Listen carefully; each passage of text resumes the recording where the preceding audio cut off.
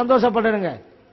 நிறைய விஷயங்களை மாத்திக்கிட்டே வர்றாங்க. ஒரு சில விஷயங்களை இப்பதாங்க ஹதீஸ் கிடைச்சு நிறைய விஷயம் ஜும்மாக்கு முந்தின சுன்னத்தே இல்ல 95 வரைக்கும் இப்ப ஜும்மாக்கு முந்தின சுன்னத்து உண்டு அப்படின்னு கொண்டு வந்திருக்கிறாங்க. உலகம் அனைத்திற்கும் ஒரே பிறை அப்படின்னு சொல்லிட்டே இருந்தாங்க. இப்ப அப்படி இல்ல, அந்தந்த பகுதியில பிற பார்த்தாதான் நோன்பு வைக்கணும், பெருநா கொண்டாடணும். பெண்களுக்கெல்லாம் ஜாரத்து இல்லை முன்னால, இப்போ பெண்களுக்கும் ஜாரத்து உண்டு. அப்படி வந்துகிட்டே இருக்கிறாங்க. அதான் சொல்றோம், என்னங்க இவ்வளவு லேட்டா வர்றீங்க, பேசாம வந்துருங்க. இப்பவே நீங்க படிச்சா அப்படித்தான் ஆகும். கேட்டாங்க இப்பதான் ஹதீஸ் கிடைச்சது, அப்ப நான் ஹதீஸ் கிடைக்காவிட்ட என்ன செய்வீங்க? உங்களை வேற இது வேற சில பேர் பின்பற்றிக்கிட்டே இருக்காங்க. அவங்களுடைய நிலைமை என்ன? மார்க்கம் என்ன சொல்கிறது அப்படிங்கறத பார்க்கணும். நபிகள் நாயகம் ஸல்லல்லாஹு அலைஹி வஸல்லம் அவர்கள் தெளிவா சொன்னாங்க, நம்ம எல்லாம் ஹக்கல தான் இருக்கோங்கிறதுக்கு ரொம்ப வித்தியாசமெல்லாம் தேவையில்லைங்க, ரொம்ப ஆராய்ச்சியெல்லாம் பண்ண தேவையில்லை. இப்ப நம்ம சத்தியத்தில் இருக்கோங்கிறதுக்கு ஒரே ஒரு விஷயத்தை மட்டும் தெரிஞ்சுட்டா போதும். ஸல்லல்லாஹு அலைஹி வஸல்லம் துஆ செஞ்சாங்க, அல்லாஹும்ம பாரிக் லனா ஃபீ ஷாமினா வ ஃபீ யமனினான்னு துஆ செஞ்சாங்க. இறைவனே எங்களுடைய சிரியா நாட்டுக்கு பரக்கத்து செய், யமன் நாட்டுக்கு பரக்கத்து செய்னாங்க. அங்கிருந்த தோழர்கள் சொன்னாங்க, வஃபி நஜித்னா எங்க நஜித்துக்கும் துவா செய்யுங்க. ஸல்லல்லாஹு துவா செய்யல. 3 தடவை ஷாமுக்கு யமனுக்கு துவா செஞ்சுபிட்டு நஜித்துக்கு துவா செய்யாம இருந்துட்டு காரணத்தை சொன்னாங்க, வபிஹா யத்லு கர்னு ஷைத்தான், அங்கதான் ஷைத்தானுடைய கொம்பு உதிக்கும் அப்படின்ட்டாங்க. அதனால துவா செய்ய மாட்டேன் அப்படின்னாங்க. இப்ப நீ யோசிச்சு பாருங்க, இப்ப உலக நாடுகள்லாம் இருக்குதுல்ல, ஸல்லல்லாஹு அலைஹி எந்த நாடு துவா செஞ்சாங்க? சிரியா. ஷாம்டா சிரியான்னு அர்த்தம். இன்னைக்கு சிரியா நாடு சுன்ன ஜமாத்து நாடு. அங்க தரீகத்து ஷேகுமார்கள் பையத்து முறைகள்லாம் நிரம்பி வழியுது அந்த நாடு ஃபுல்லா. நம்ம நாட்டில் நிறைய பேர் இருக்கிறாங்க, சிரியாவுல உள்ள ஷேகுமார்கிட்ட பையத்து வாங்க நிறைய இருக்கிறாங்க, இந்தியாவுல தமிழ்நாட்டில். அந்த அளவுக்கு அங்க சுன்ன ஜமாத்து கொள்கை நிலைநாட்டப்படுது. தர்காக்கள் உண்டு. இன்னைக்கு சிரியா நாட்டுக்கு போங்க, தர்காக்கள் உண்டு.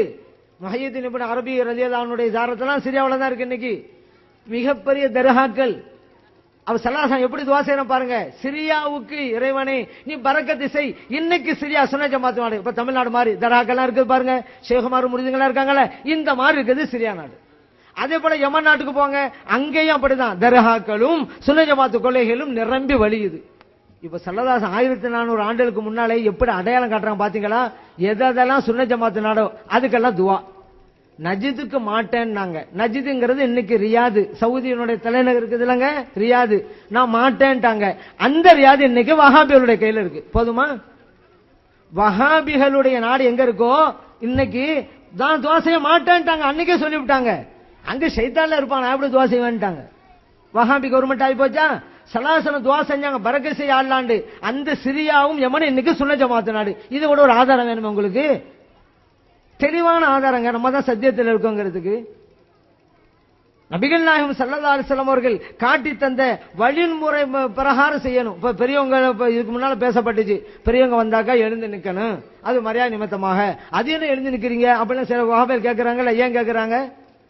ஹதீஸ படிக்கிற, ஹதீஸ படிச்சிருந்தா இப்படி ஒரு கேள்வியே வராது. ஸல்லல்லாஹு அலைஹி அவங்களும் சஹாபா பெருமக்கள் இருக்கிறாங்க. ஸஅத் இப்னு முஆத் ரலியல்லாஹு அன்ஹு வருகை தர்றாங்க. வந்தவன சதாசம் சொல்றாங்க, கூமு இலா சய்யிதிக்கும், உங்கள் தலைவர் வருகிறார், எழுந்து நின்று வரவேற்பு கொடுங்கள் அப்படின்னாங்க. புகாரிலே பதிவு செய்யப்பட்ட ஹதீஸ். பெரியவங்க வந்தா மரியாதை செய்யணும். ஸல்லல்லாஹு அலைஹி கட்டளை போடுறாங்க, எழுந்து நின்று மரியாதை செய்யணுங்கிறாங்க. புகாரில் தானே இருக்கிறது. வஹாபில் இதை படிக்கலையா? அல்ல படிச்சும் படிக்காம இருக்கிறாங்களா? அதே போல பாருங்க, ஸல்லல்லாஹு அலைஹி வீட்டுக்கு ஃபாத்திமா ரலியல்லாஹு அன்ஹா வருவாங்க. வந்துட்டா ஸல்லல்லாஹு அலைஹி எழுந்து நின்று வரவேற்று அமர வைப்பாங்க. நபிலாம் ஸல்லல்லாஹு அலைஹி வஸல்லம் ஃபாத்திமா ரலியல்லாஹு அன்ஹா அவங்க வீட்டுக்கு போவாங்க. ஃபாத்திமா ரலியல்லாஹு அன்ஹா எழுந்து நின்று வரவேற்று அமர வைப்பாங்க. அபூ தாவூதுல பதிவு செய்யப்பட்ட ஹதீஸ். பெரியவங்க வந்தா எழுந்து நின்று வரவேற்பது ஸல்லல்லாஹு அலைஹி காட்டிய வழிமுறையா இல்லையா? சஹாபா பெருமக்கள் சொல்றாங்க, ஸல்லல்லாஹு அலைஹி எங்க கூட பேசிட்டு இருப்பாங்க, அவங்க எழுந்துட்டா நாங்களும் எழுந்து நின்றுவோம். ஸல்லல்லாஹு அலைஹி வஸல்லம் செல்வார்கள், அவர்களுடைய துணைவிமாருடைய வீட்டுக்குள்ளே நுழைகின்ற வரைக்கும் நின்றவர்களாகவே இருப்போம். சஹாபா பெருமக்கள் சொல்றாங்க. இந்த ஹதீஸை இமாம் பைஹகி ரலியல்லாஹு அன்ஹு ஷுஅபுல் ஈமான்ங்கற ஹதீஸ் கிதாபுல பதிவு செஞ்சிருக்காங்க. போதுமா? ஸல்லல்லாஹு அலைஹி அவங்களுக்கு எந்த அளவுக்கு எழுந்து நின்று மரியாதை கொடுத்திருக்கிறார்கள். அந்த எழுந்து நிக்கிற போய் இவங்க ஷிர்க்குங்கறாங்க, சம்பந்தமே இல்லாம. ஷிர்க்குனா என்ன? மார்க்கத்தை ரொம்ப புரிஞ்ச மாதிரி பேசுறாங்க. குர்ஆனை சொல்றோம், ஹதீஸ சொல்றோம் என்று சொல்லி சொல்லி இந்த வஹாபிகள் எல்லா குர்ஆனை வசனத்திலும் மாட்டிக்கொண்டு விட்டார்கள், ஹதீஸிலும் மாட்டிக்கொண்டு விட்டார்கள். எல்லாம் குர்ஆன் சொல்லுவாங்க, ஆயத்து நம்பரை சொல்லுவாங்க, அர்த்தம் தப்பா இருக்கும். ஹதீஸ்னு சொல்லுவாங்க, புகாரிம்பாங்க, நம்பர் இப்படிம்பாங்க, இன்னும் அடுக்குவாக சொல்ற அர்த்தம் தப்பா இருக்கும். ஆனா அந்த அப்பாவி இளைஞர்களுக்கு இது தெரியாதால் தான் அவங்ககிட்ட போய் விழுந்துட்டாங்க. நபிகள் நாயகம் ஸல்லல்லாஹு அலைஹி வஸல்லம் அவங்களையே போய் நம்ம மாதிரி தான் சொன்னவங்க தானே இவங்கெல்லாம், அந்த அளவுக்கு தானே கொண்டு போயிட்டாங்க, நம்மள மாதிரி தான் அப்படிங்கிறாங்க. இந்த ஹஸரத் அவர்கள் கூட இந்த மௌலிது கிதாபுல ஒரு வாசம் இருக்குது, அர்த்தம் செய்யணும்னு சொன்னாங்க. அதன் அடிப்படையிலே பாருங்க, இது துபையில வெளியான மௌலிது கிதாபு. இங்க என்ன எல்லாரும் ஏமாத்துறது, இந்த மௌலிதெல்லாம் தமிழ்நாட்டிலையும் கேரளாவிலையும் தாங்க, வேற இடத்துல இல்லைங்க. அரபு நாட்டுல இருக்கவங்க செய்யணும் இந்த வஹாபியெல்லாம் ஏமாத்துவாங்க. பாருங்க, துபைங்கிறது அரபு நாடு தான், அங்க வக்ஃப் போர்டுடைய அமைச்சகம் தான் வெளியிட்டு இருக்கிறது.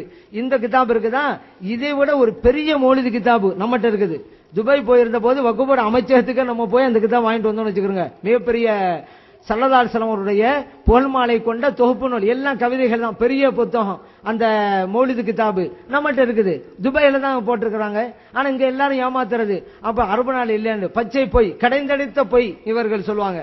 இந்த பாருங்க, அந்த துபையில வெளியிட்ட மௌலிது கிதாபுல இருக்கிற ஒரு வாசகம், ஸல்லல்லாஹு அலைஹி வஸல்லம் பார்த்து, அத்தைத்து இலைக்க யா சனதி, எனக்கு ஊன்றுகோலாக இருக்கக்கூடிய ஸல்லல்லாஹு அலைஹி வஸல்லம் அவர்களே, உங்களின் பக்கம் நான் வந்திருக்கிறேன்.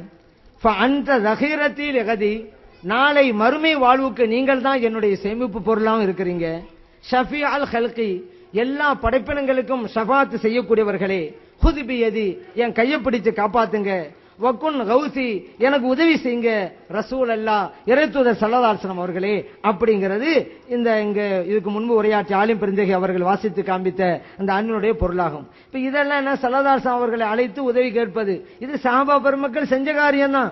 நம்மளே இன்னைக்கு செஞ்சுக்கிட்டு இருக்கிறோம், அந்த பலனை எல்லாம் அனுபவிச்சுட்டு இருக்கிறோம். பிலால் இப்னு ஹாரிஸ் ரலியல்லாஹு அன்ஹு நபிகள் நாயகம் ஸல்லல்லாஹு அலைஹி வஸல்லம் அவங்களுடைய தர்பாருக்கு வர்றாங்க.